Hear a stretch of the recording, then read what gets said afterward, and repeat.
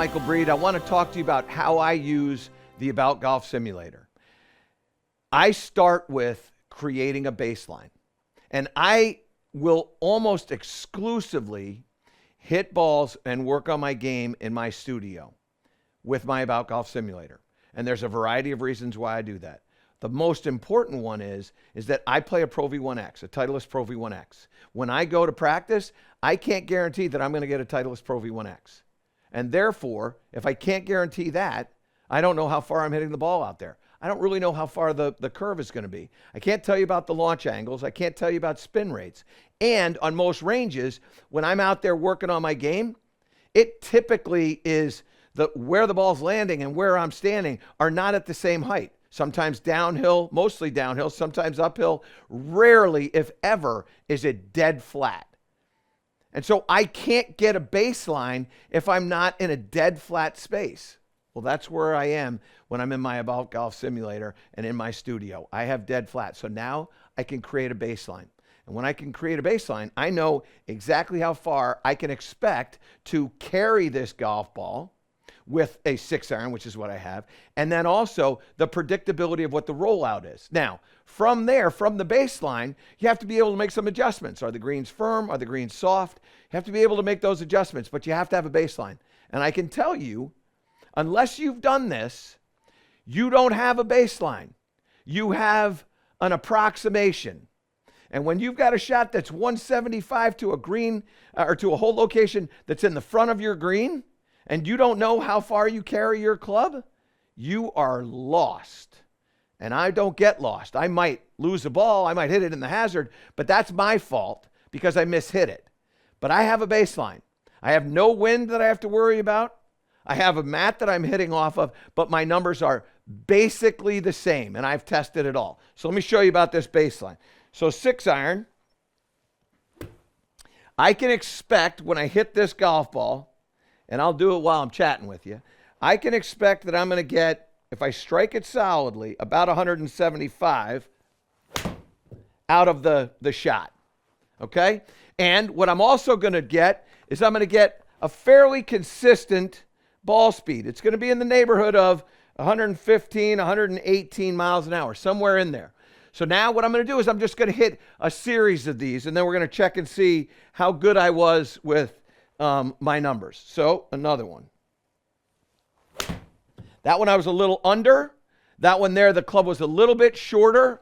But again, baseline, pretty good. Ball speed on that one is 115, which is what I got out of the one before. So pretty good expectation. Distance we'll find out about. This one I got a little on the toe, kind of pulled it a little bit, but still not terrible. So it's worth keeping into my my grouping here. That one was that was probably the most solid swing. So let's just remember number 4 was my most solid swing, my most solid strike. Yeah, there you go, 118 miles an hour of ball speed on that one. All right, so we're going to hit one more. See what we can get. That one there was also very solid. That actually was even more solid than the one that I hit before. That one carried a little bit farther, 180. So my adrenaline is lifting up a bit. Now let's go look at some of these numbers, okay? And what you want to remember when you do this is you're not a machine. What you want is you want some degree of consistency, and it's all going to be found in here, and there's always an explanation. So the first swing, that one there carried 171 for a total of 176. The second one was 169 for a total of 171. The third one, fastest clubhead speed, by the way, but slowest ball speed. And I said that I mishit that one. And that's reflected in the distance, 166 and 173.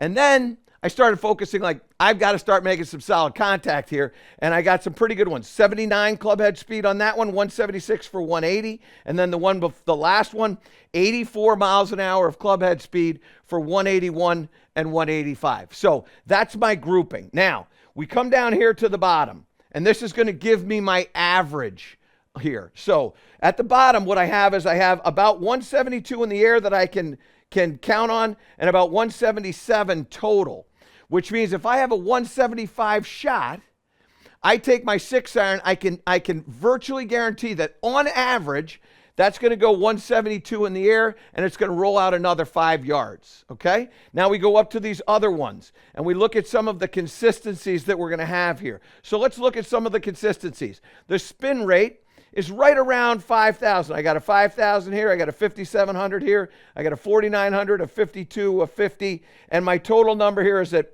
5,180, call it 5,200. That's my average. And that's pretty much what I play at, somewhere between 52 and 5,400. You will get some spins, by the way. The spin rates when you're hitting off of grass versus hitting off of mat, they'll vary about 200 RPMs. It doesn't make a difference in the overall distance. It really doesn't make a difference. But you should know that when you're indoors and you're hitting off a mat, you will get a slightly different spin number than you'd get if you were outside.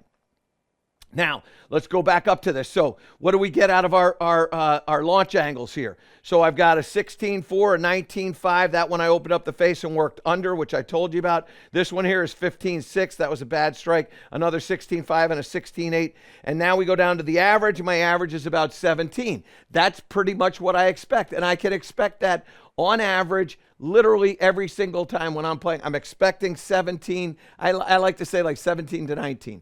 This particular session is a little bit more, it was lower than it was higher. So I only had one at 19. Everything else was around that 17 or 16.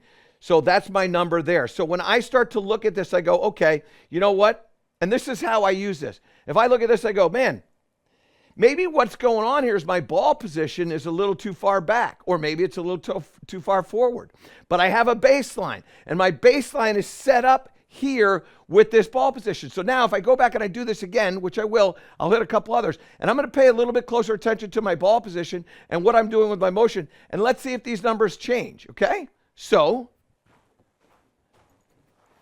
come back over here, and again, I never have to worry about wind. I never have to worry about the golf ball. So I never have to worry about any of these things that most people are thinking about when they're playing. How do I really know how far I hit the ball? Okay, so 6-iron again, didn't change that. Ball position now, I'm going to just nudge it just a little bit farther in the forward side here. And again, I like to hit cuts. So here we go. I mishit that one. That is a poor strike. Okay? Ball speed on that, however, was 116. So pretty good. Clubhead speed 81. And a little bit of a miss hit there. Try it again. That was beautiful. That was exactly what I want to try to do with my golf swing. I launched it at, so let's come over here now. Let's come up to the front.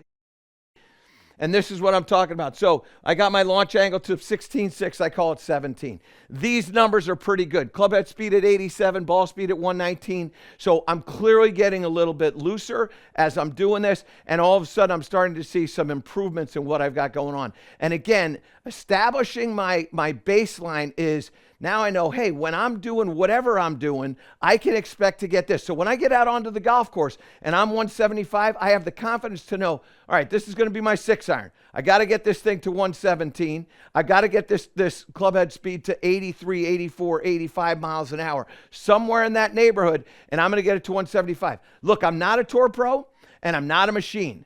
What I am is a guy trying to get better, just like you. We're trying to get better. And the way you get better is you establish a baseline, and then you take that baseline and you go out and play. So if it's a little bit cold, you make an adjustment. If it's a little bit windy, you make an adjustment. If it's a little bit uphill or downhill, you make an adjustment. But you can't adjust anything until you know what the baseline is, which is why I'm always in here working on my game so that I can get predictability in what I've got going on with my launch angles, with my spin rates, with my apexes. My apex there on that one is 85 feet. Like I said, I play like about 90 feet, so 85, that is ballpark. I mean, I'm not kidding you. Like if you are close enough to the number, and I would say if I got 60, that would be a problem. But if I get 80 or 85 or 95, then I'm right where I want to be. And all of a sudden that ball is going to land where I want it to land, more or less, and I'm going to have myself an opportunity to make a birdie putt. And if I get wind, I know my adjustment. And if I get cold, I know my adjustment. And if I get my shot to an uphill green or to a downhill green, I know my adjustments because I know my baseline. Know your baseline and use the aboutGOLF simulator to help you understand it.